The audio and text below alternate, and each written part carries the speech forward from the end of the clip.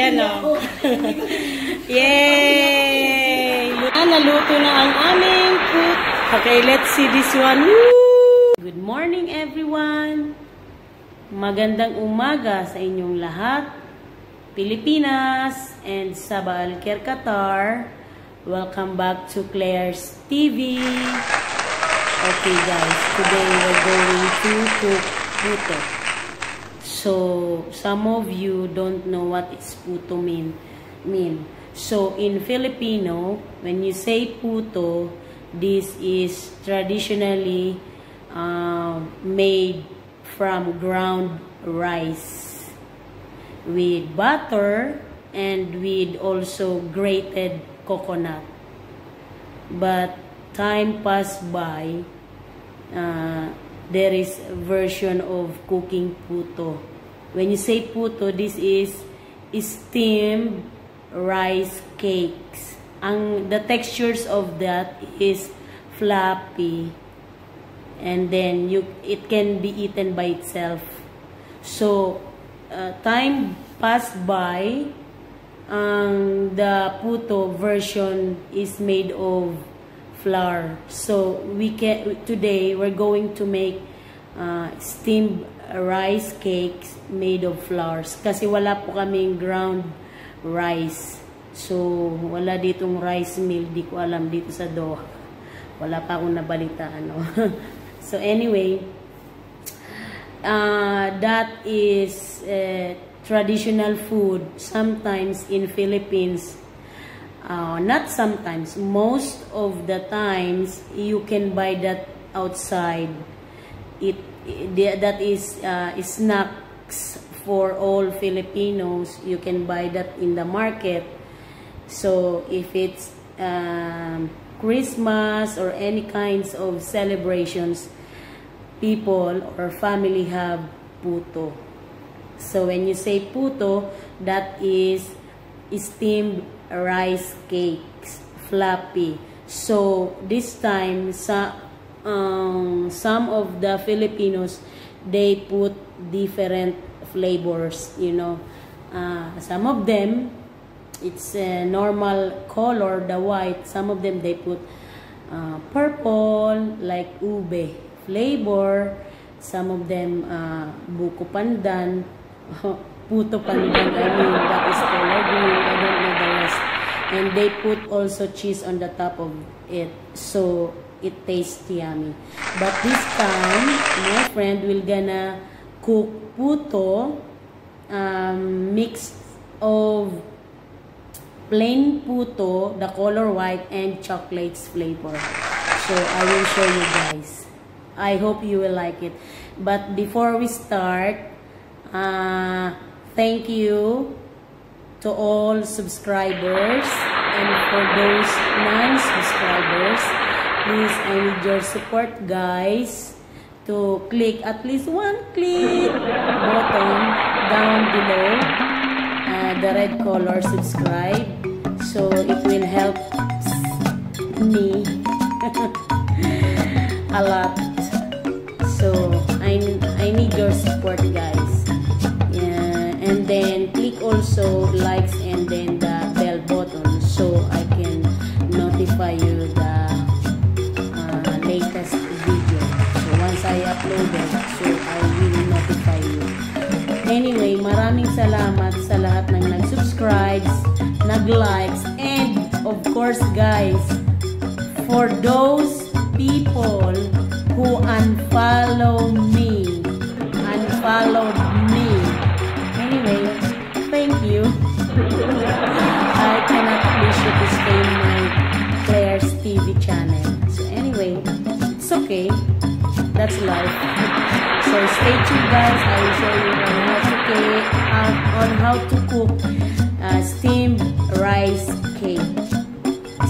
Okay? See you guys later.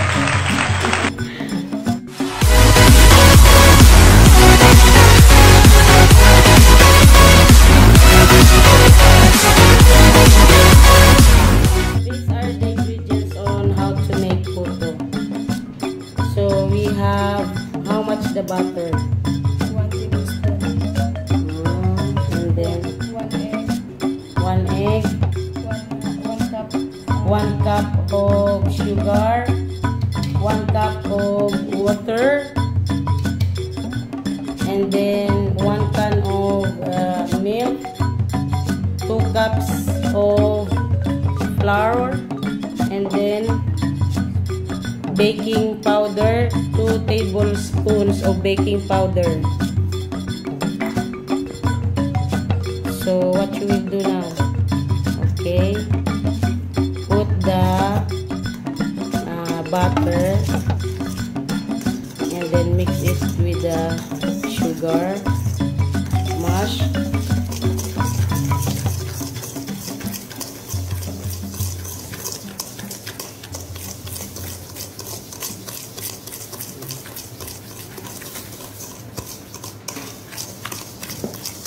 Bakit kailangan i-mash yung butter tsaka yung yung sugar? Bakit kailangan i-mash? Para mabilis ko ng butter. Ano tawag yun?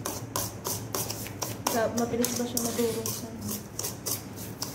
tapos then you will add the egg. So, i-mix all together pala. So, egg. And then, mix.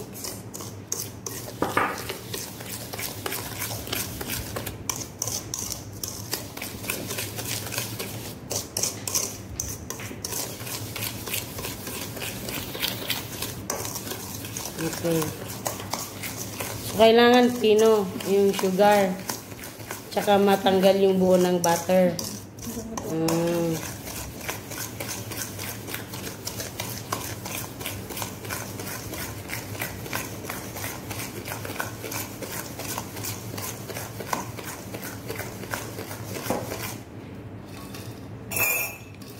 Then,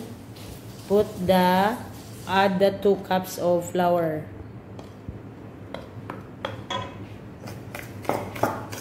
Okay. Then, water. But not all the flour and then the water. So, pakunti-kunti pala.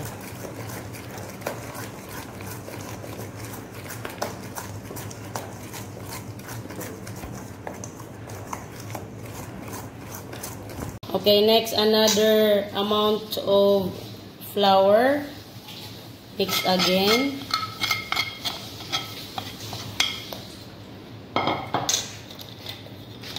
And then you will add 2 tablespoons of baking powder.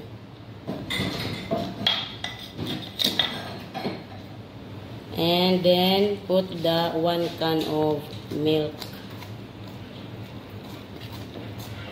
Is it okay if you will put also the fresh milk?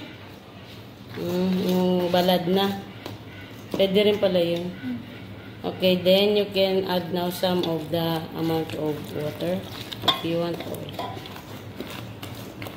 So mix, mix, mix, mix, mix, stir, stir, stir, stir until the flour becomes soft. Stir, stir, stir. So, kailangan pag-mix ko pala ning slowly tsaka madurog yung mga harina.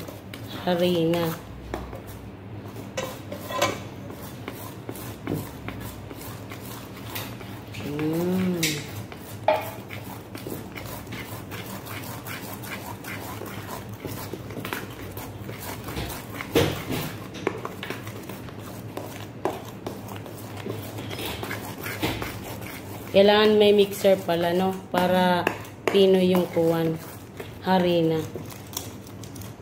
Pag dinurog mo siya, mapino ka agad.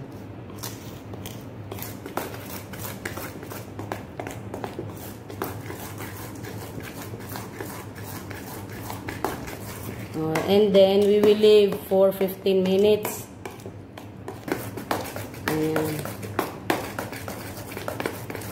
So, i-leave natin ng 15 minutes para magbukal yung yung flour. Maging, yan, maganda na, okay na. Smooth na yung ano, harina.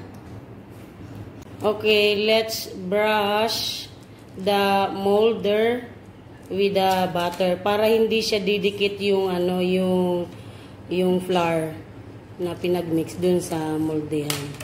So, hindi siya mag-sticky. Ayan.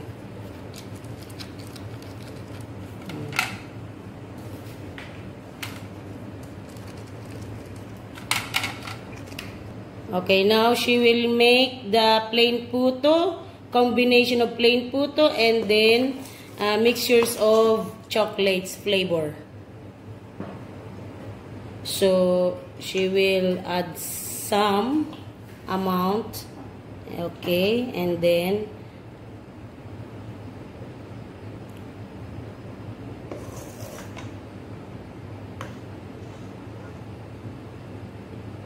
okay. Okay.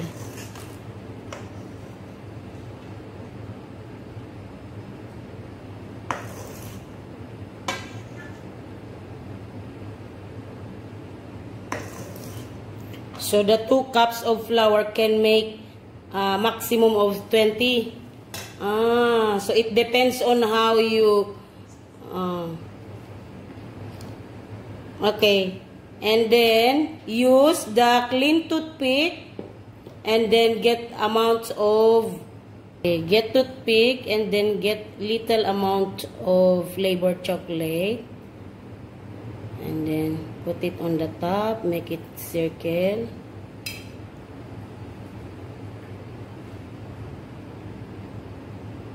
Alright, so later we will see how it looks like with this flavor of plain and then chocolate flavor. So let's see.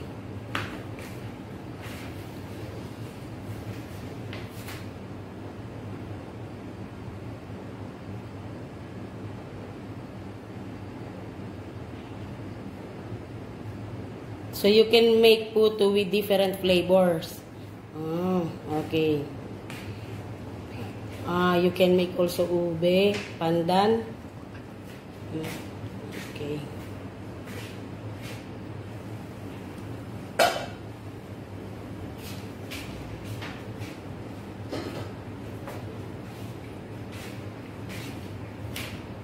Wow, so yummy. So we will wait this until how many minutes to boil? 15 minutes to cook. Okay. So this puto, plain puto and chocolate puto, Miss Grisel and Miss Rose will be the one to make it because they know how to cook puto. So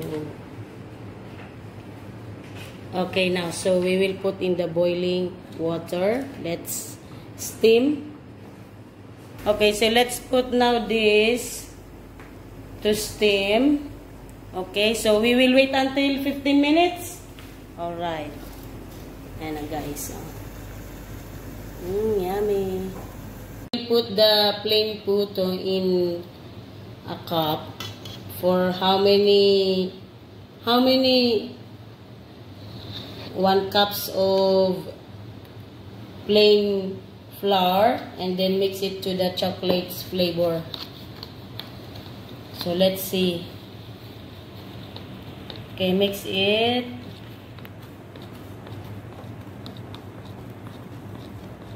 It looks yummy.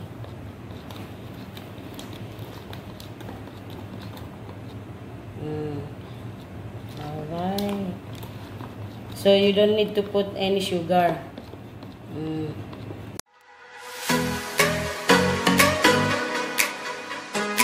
Yan na. Yay! Okay, let's see this one. Woo! Sarap sa. Yan yung puto na nilagay sa flan llanera. Yan o. Yay! Luto na! Ayan! Chocolate puto! Ang yummy, yummy! Mainit pa. Yan. Okay, let's see this one. Woo! Sarap sa... Ayan na. Ang sarap naman yan. Naluto na ang aming puto. Okay, Miss Jo, can you taste the puto with chocolate? Mainit pa.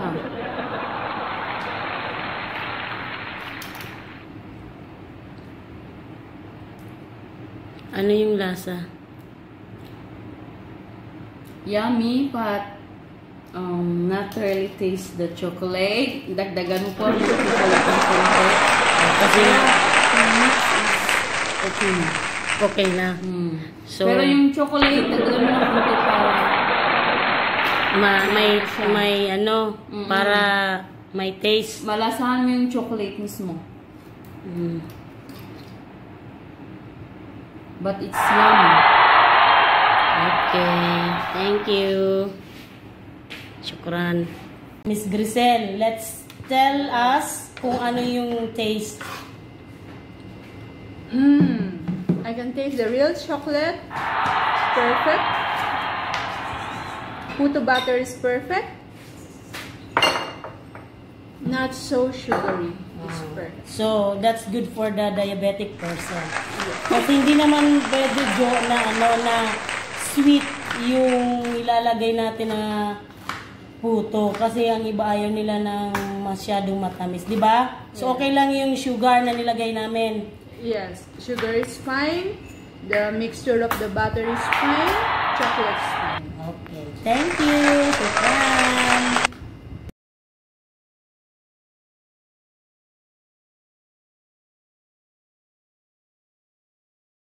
Back to Claire's TV. Guys, I hope you like my video today and you got one of the recipe that I put now in the Claire's TV channel. So I hope you can do the same. It's yummy, yummy guys. You can make it. It's easy and affordable to buy here in Qatar. That is Filipino food. Hope you like it. Anyway, thank you. See you again next time, guys. Don't forget to like and subscribe my Claire's TV channel. Okay? Bye. Thank you.